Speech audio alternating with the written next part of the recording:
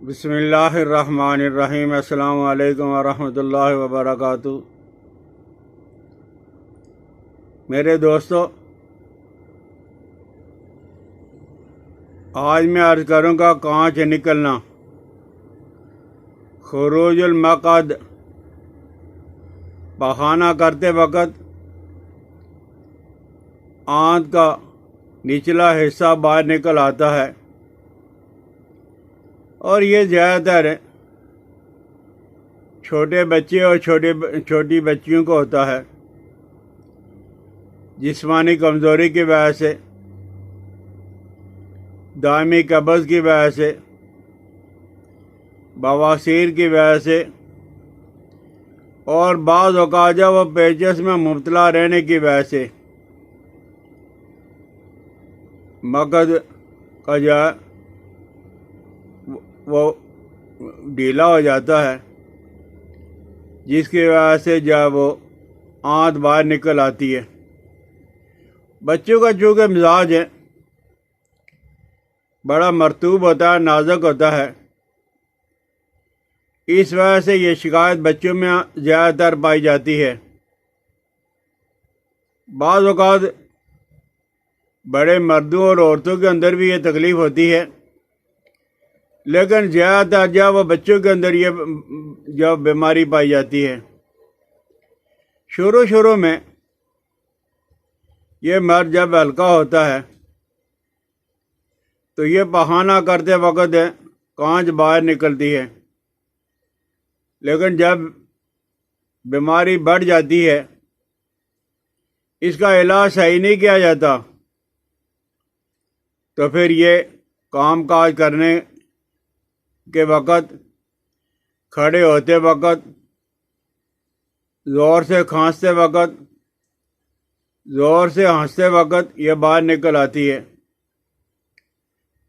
اور اگر اس میں کوئی خراش یا زخم پیدا ہو جائے تو پخانہ کرتے وقت،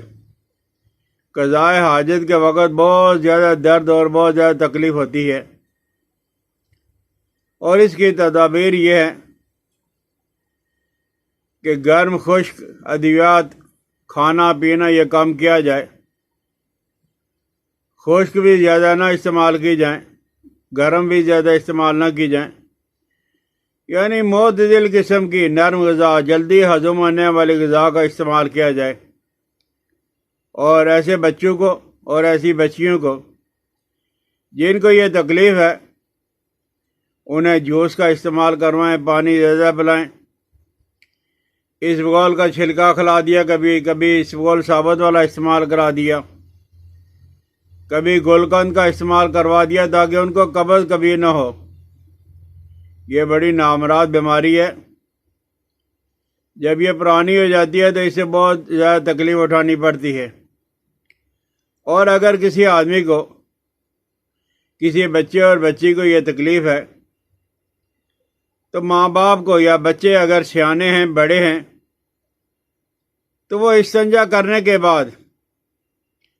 پخانے کی جگہ مقعد کو صاف کر لیں، خشک کر لیں، اور خشک کرنے کے بعد انڈے کی سفیدی اپنے ہاتھ پہ لگا کے تو وہ مقعد پہ ملیں، اور ملنے کے بعد آہستہ آہستہ کر کے اوپر چڑھا لیں۔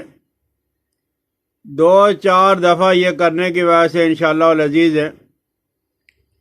تکلیف رفع ہو جائے گی۔ اور اگر تکلیف زیادہ ہو گئی ہے، پرانی ہو گئی ہے، یہ مسئلہ حل نہیں ہوتا، تو آپ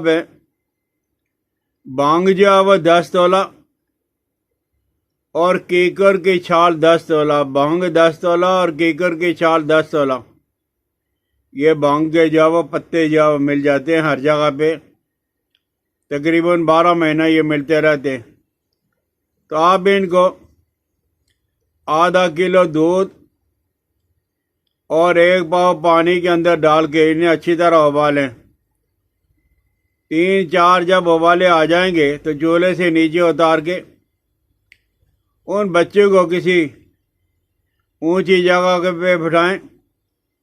اور نیچے یہ پتیلی کی بھاپ انہیں دیں، پسینہ آئے گا وہ خشک کرتے رہیں، انشاءاللہ لذیذ ہے۔ اس سے بھی وہ بہت جلدی جو ہے وہ کانچ خروج المقد کی بیماری دور ہو جائے گی۔ اور یہ قبض بالکل نہ ہونے دیں، جن بچوں کو یہ تکلیف ہے اور بواسیر اگر ہے اس کے لیے بھی جو وہ نرم غذائیں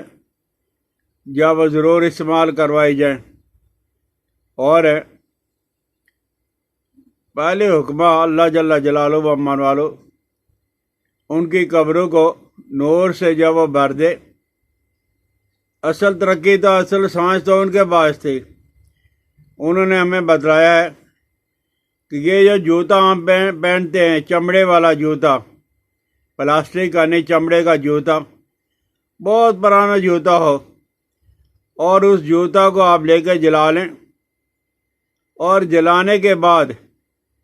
یہ جو راکھ ہوگی، یہ راکھ جو ہے وہ استنجا کرنے کے بعد کانچ پہ لگا دیں، اس سے بھی فرق پڑ جائے گا۔ آم کی پتیاں ہیں، جامن کی پتیاں ہیں، آم ہر جگہ پہ ہے، جامن ہر جگہ پہ ہے، اس کی آپ پتیاں لے لیں اور 2-2 4-4 تولہ یہ پانی کے اندر ڈال کے آپ انہیں اچھی طرح ابالیں اور ان سے جو وہ استنجا کیا کریں۔ اور ایک اور ہے، اس کے لیے آپ کو جو وہ چند ٹکے خرچ کرنے پڑیں گے، وہ ہے پھٹکڑی سفید والی اور مازو اور پھٹکڑی سفید۔ آپ انہیں باریک کر لیں، اور باریک آپ نے بہت زیادہ کرنا ہے، اتنا زیادہ کرنا ہے جیسے سرما ہوتا ہے۔ تو استنجا کرنے کے بعد یہ مازو اور پھٹکڑی جو آپ نے باریک کیا ہوا ہے آپ مقد پہ چھڑک دیں، تو انشاءاللہ العزیز ہے اس سے بھی جو وہ تھوڑے دنوں کے اندر ہی 2-4 دفعہ کرنے کے بعد وہ کانچ نکلنا بند ہو جائے گی۔ تو آپ اگر سمجھ آئی تو شیئر کریں، سبسکرائب کریں، بیل آئیکن کو دبا دیا کریں۔ حکیم الیاس افضالی کو اپنی دعاؤں میں یاد رکھنا۔ السلام علیکم ورحمۃ اللہ وبرکاتہ۔